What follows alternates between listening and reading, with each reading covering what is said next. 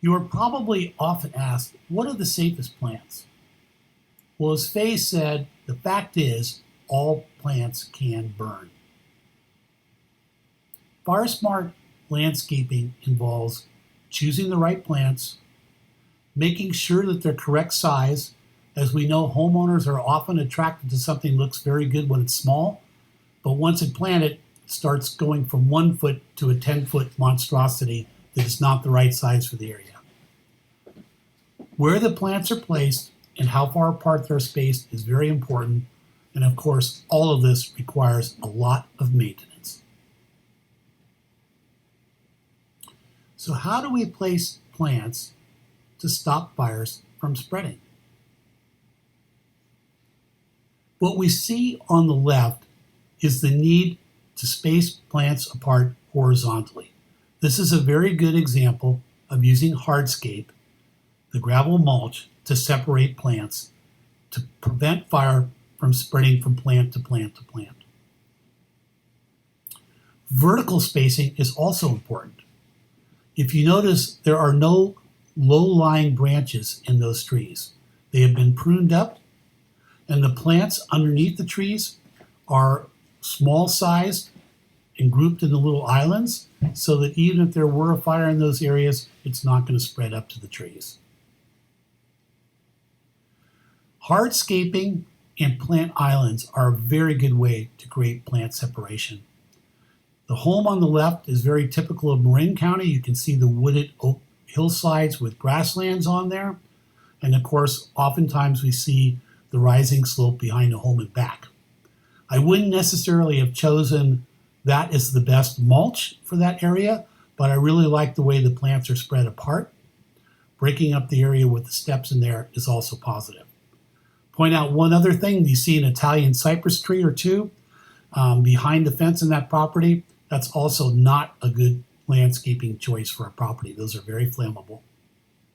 On the right-hand side is just an excellent example of using large rocks and mulch and little pathways with clumped islands of plantings to create separation between plants, and again, keeping them at the right size to avoid wildfire from shooting through that area. So what is the correct spacing for planting on a slope? When we look at shrubs, if they're on a flat area, they should be at least twice the size of the plant in distance apart. As we go up the slope, and this is the important part, they need to be spread further apart. In fact, the further up you go, the farther apart they need to be.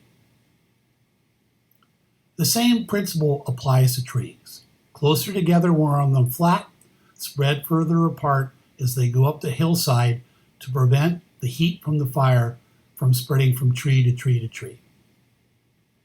So pruning trees requires the creation of vertical clearance.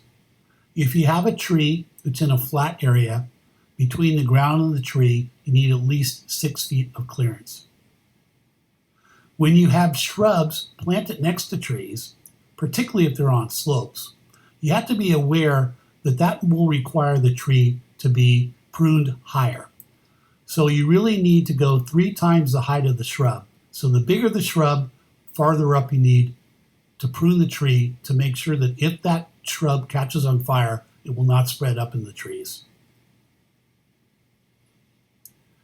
Let's take a look at 3 pictures to give good examples of maintenance needs. The picture on the left is very typical. People plant these kinds of hedges and shrubs right next to the home to hide the foundation of the home. The problem with this is that although these hedges can oftentimes look very green on the outside, in fact, inside is loaded with dead material here.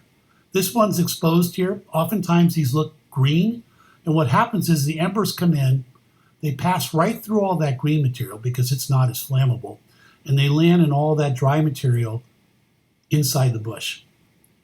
Once that catches on fire, even the green material dries out and burns rapidly, and when it's right up next to the home like that, you're going to have the home catch on fire. This is not something that can be maintained properly. This simply needs to be removed If you have hedges, they need to be much farther away from the home. The photo in the middle is another very typical landscaping problem. When you look at the front of the house, first of all, you notice that those larger shrubs are juniper. Juniper is very flammable. Contributing to the problem is the fact that they have become very large. You can see they're right up to the eaves of the home. And lastly, you can see that there is wood mulch, relatively flammable, right underneath all of that. So if we have embers coming into a collection of vegetation like this, it's going to catch on fire. It's going to look like your typical burning Christmas tree. Not only is the home going to catch on fire, but if you'll notice, this is right next to the exit from the home, making it difficult to leave the home if those catch on fire. Once again, this is not something that just can be maintained. This really needs to be removed, and new plantings need to be put in that area. The third picture shows leaves on a roof.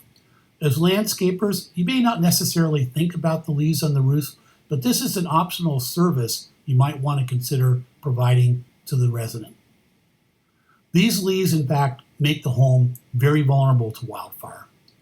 Embers will come in, they'll catch the leaves on fire, and they'll get under the roof. The fire will be inside the home before you know it, and the home will be burned right to the ground. So you might want to consider offering the service of blowing those leaves out there to try to keep those gutters clean. Maintenance is obviously critical for fire safety. It's very important to remove dead leaves and twigs which accumulate under shrubs like we're doing in the raking there. And then all dead vegetation needs to be pruned and removed. One of the first things you notice in this garden is the use of the stone pathway to create horizontal spacing between the plantings. There's also in the foreground an attractive gravel feature which contrasts with the stones but also creates separation. The plantings themselves, as you notice, are not right up next to the foundation of the home. They're relatively low in size. There's an attractive variety to them, and they're spread out very nicely. On the other side of the stone pathway, once again, you see spacing of the plants. There's some very good use of hardscaping there. See some of the larger boulders in the background. And at the base of the hillside, more boulders. As we move up the hillside, one of the first things you notice is that there's no high-growing grasses there. The trees have been limbed up very appropriately, and they've been spread out as they go up the slope. All in all, there's many features here that help reduce fire spread. Here's a checklist of some things that we could think about that should all be done to reduce the risk of wildfires. We have a homeowner's guide to wildfire preparedness in Marin that you can share with the homeowner. I'll get to that in a minute. You should be removing dead grasses, weeds, plants, and foliage. Remove the fallen leaves, needles, twigs, barks, cones, and small branches. Remove the combustibles around and under decks and awnings. They are particularly vulnerable to creating wildfires from ember spread. Remove the branches that overhang the roof or within 10 feet of chimneys. Trim the trees up at least 6 feet. 10 feet is oftentimes even better. And choose fire-resistant plants, and please keep them well irrigated and well maintained. This is the homeowner's guide I was talking about.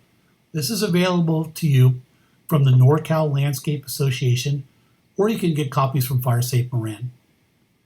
It's very instructive. It has great photos inside, and it really will help you to be able to explain to homeowners what choices they should be making about plants, why they should be placed in certain places, and how they should be maintained. As landscape professionals, you can create and maintain a beautiful fire-smart landscape. Fire-smart landscapings are attractive. If we take a look at the home on the left there, very typical of what we find here, a home built on a slope. You can see that we have hardscaping. We have the rocks, we have the gravel in there. The plants are nicely spread out in there, and it's all maintained very well. There's lots of examples on the right-hand photos in there, again, of the combination between smart choices in plants and hardscaping to make a very beautiful, very attractive garden setting. I want to thank all of you for participating in this course. Hopefully this has been helpful to you.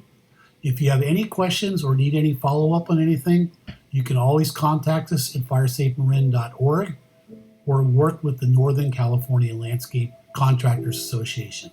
Thank you again for your time.